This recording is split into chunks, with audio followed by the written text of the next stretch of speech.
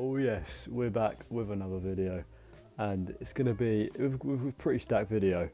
We're going to be recapping about the weekend's boxing, future boxing, all the news coming out of boxing in general this weekend. We're going to start with the Times Square card. It's not how I expected it to look with the layout. It was quite... It looked awesome, don't get me wrong, but I thought it would be the concept images that are out looked like it would be a bit more... Like there would be like obviously you have the inner VIP people, and then you would have around the outside you'd have just thousands, tens of thousands of fans, just hundreds of people just around the, around it. Obviously you did have that, but on the other side of the street because it was all blocked off and barriers, so you couldn't really see much. Obviously from the outside, which I get why, but I don't think it was. It didn't look as good. The card probably didn't live up to the expectations either.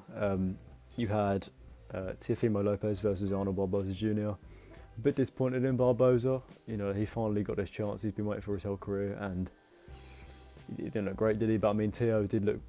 He looked quality. Probably the best one.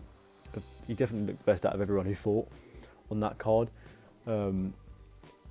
Yeah, very impressive. I'm happy with Teo, how he performed. Then you had Haney Ramirez. I don't know what I mean. Haney, he looked a bit gun shy, didn't he? Maybe not so much gun shy, but he was afraid of what was coming back. You could definitely tell that. Ramirez was poor, but Haney was obviously made it quite a boring fight because he was just scared of what was coming back. But he hasn't been in the ring for a year, so hopefully this helps him with his activity, and hopefully next time round he's a bit better. Then obviously the main event, you had Ryan Garcia versus Rolando Romero. Roddy looked good. He looked good.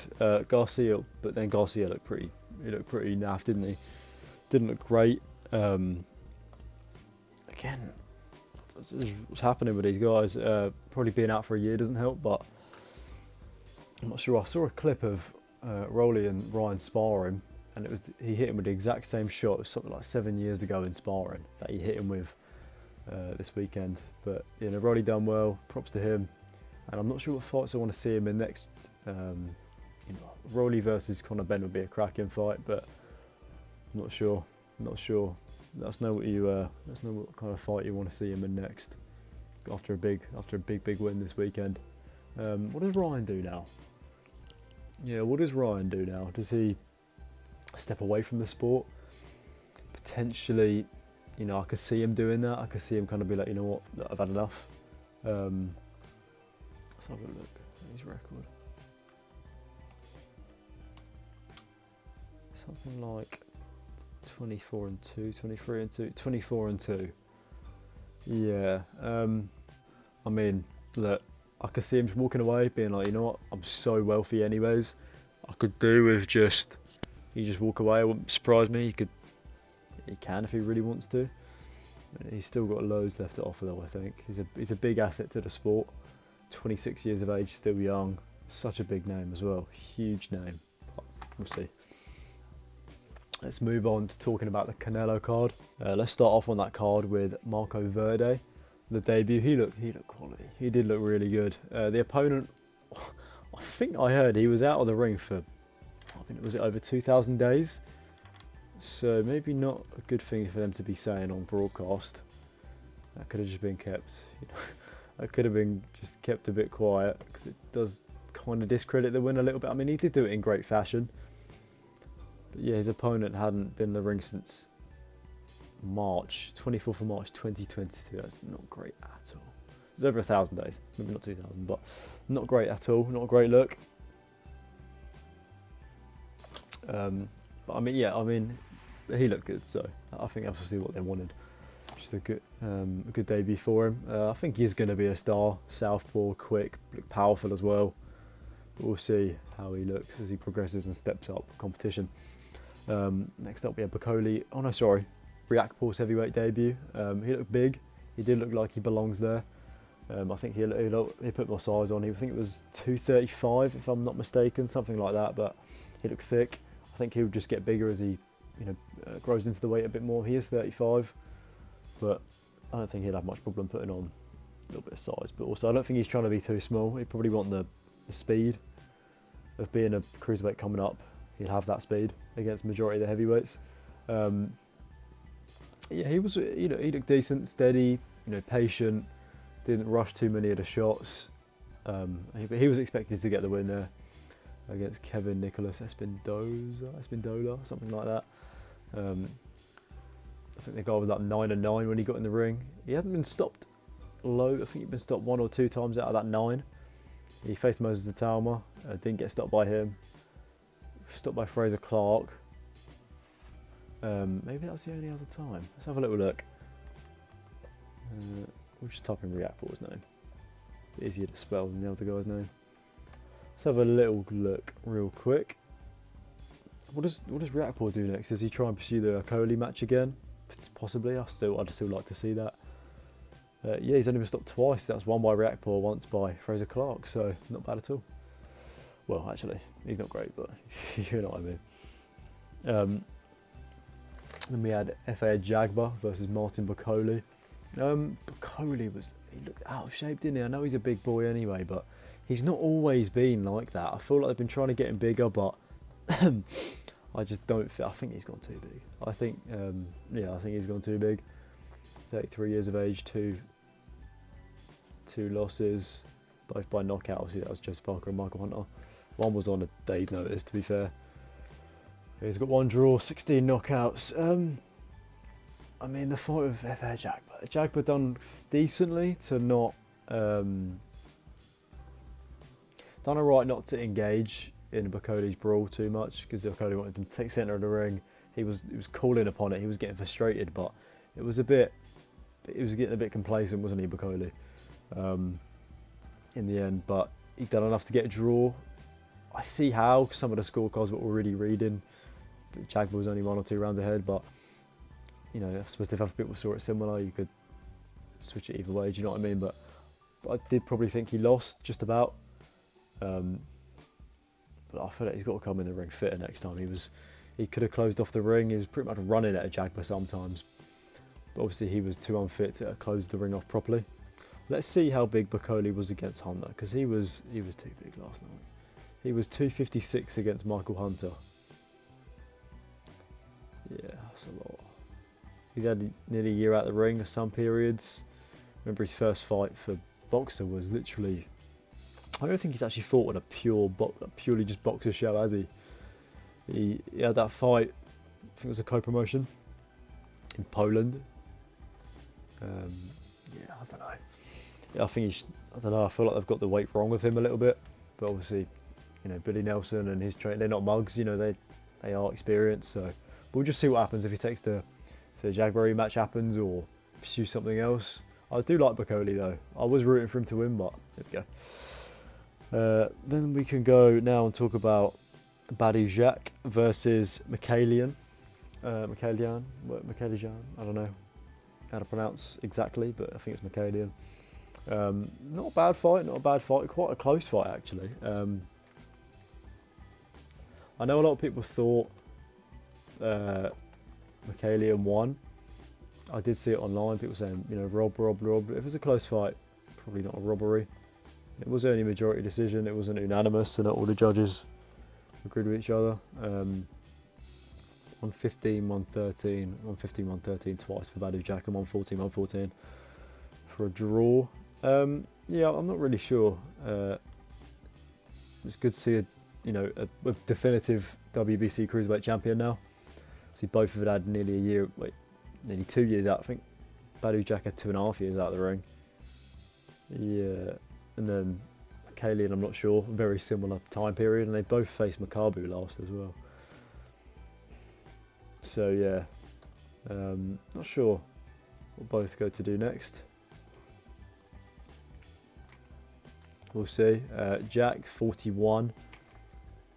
If I'm correct, maybe unify with Opataya. Maybe. I don't know. I mean, we'll see. I wouldn't mind seeing that, but then I don't know. I'm not sure. At least he's fighting another champion, unification that way, because I'm not sure when. Yeah, I'm not sure when the Ramirez fight will happen with Opataya, but in the meantime, after this fight, maybe you could get one in with Jack. And obviously, Jack hasn't got to sit out so long from the ring unless he chooses to retire after this. We'll see. And we got into the main event, which I was falling asleep through.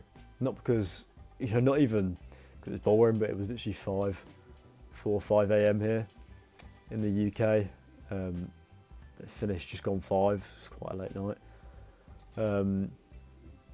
Yeah, so yeah, it wasn't great, was it? It wasn't great. With Skull, I would say he done better than I thought, but he literally didn't do much at all. It was just not a great fight. Didn't really want to engage with anything with Canelo. Probably a decent, like approach really, but it's just horrible on the eye, and he didn't even win many rounds either. So, in my opinion, but he would definitely won a few, but I don't know, man. And it's his first chance on this big stage to really show something, and he's fought like that. I just don't think he's probably not going to get another call back. If he does, I'll be surprised. But that's the cards from the weekend. More on some news. Wardley versus Huni. Justice Huni was the replacement opponent for Jarrell Miller. He pulled out supposedly with a shoulder injury. But I watched an Anthony Joshua interview with IFL TV.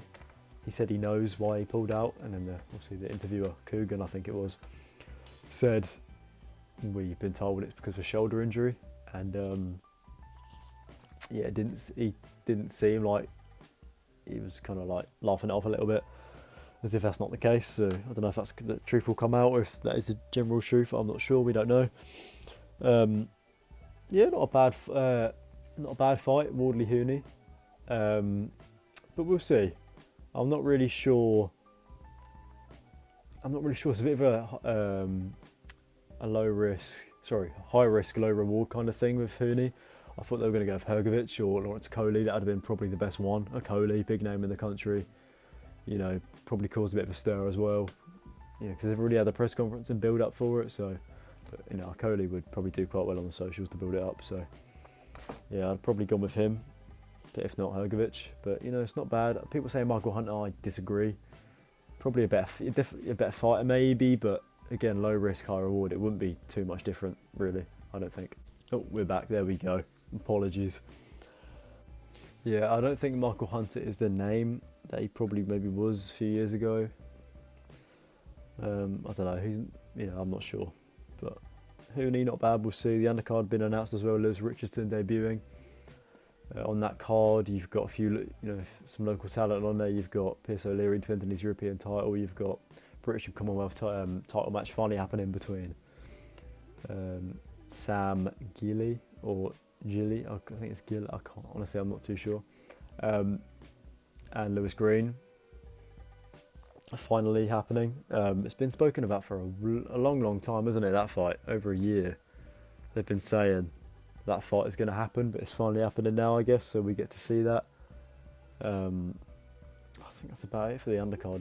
There's not too much going on. It's all right, a lot of local talent. Obviously some just Queensbury regulars as well on there. But I'm looking forward to seeing how that plays out. AJ, speaking a bit more on AJ, he revealed he will be out the ring for about 6 to 8 weeks, at the gym. He said he'd still be in the gym, but not training properly, hardcore, as if he was in camp or prepping for a fight, due to a elbow injury, elbow surgery. Sure, I want to see him face. Obvious one's Fury, obviously, possibly as well. We know with the teasing posts from Fury, but it's just Fury. You don't need his mind games all the time. Other than that, literally just Wilder, and I don't think I'm interested in anything else.